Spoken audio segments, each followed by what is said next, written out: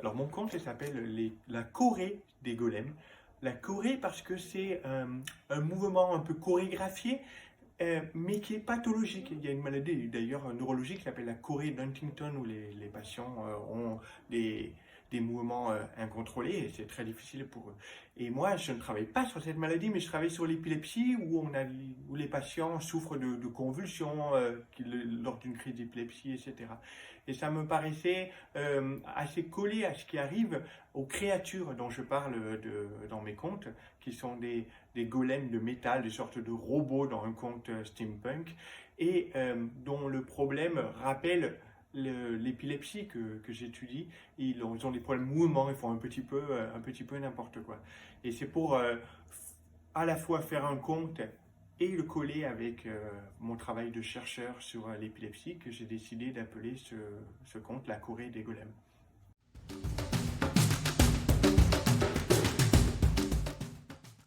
Il apporte un point de vue sur, non pas sur la recherche que je fais, mais comme j'ai été invité par Myriagon, j'ai voulu mettre un point de vue sur une relation de confiance entre un manager ou un investisseur ou quelque chose d'approchant envers quelqu'un qui crée un produit ou qui crée de la recherche et qui le laisse vivre sa passion pour qu'il travaille au mieux et que le produit, la création scientifique ou la création industrielle soit la meilleure possible.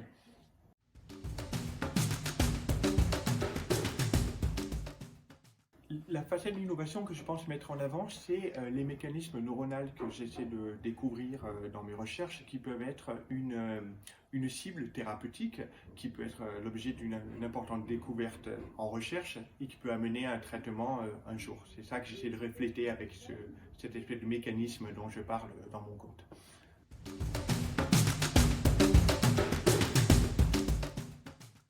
Le personnage auquel j'ai envie de ressembler, c'est Pablo Picasso. Il était un peintre qui avait une grande technique, et cette technique était une base pour créer quelque chose de beau, de nouveau, d'abstrait. Et c'est exactement le chercheur que je voudrais être comme lui. C'est avoir une structure très rigide à partir de laquelle je découvre quelque chose de nouveau qui pourrait révolutionner peut-être la science un jour.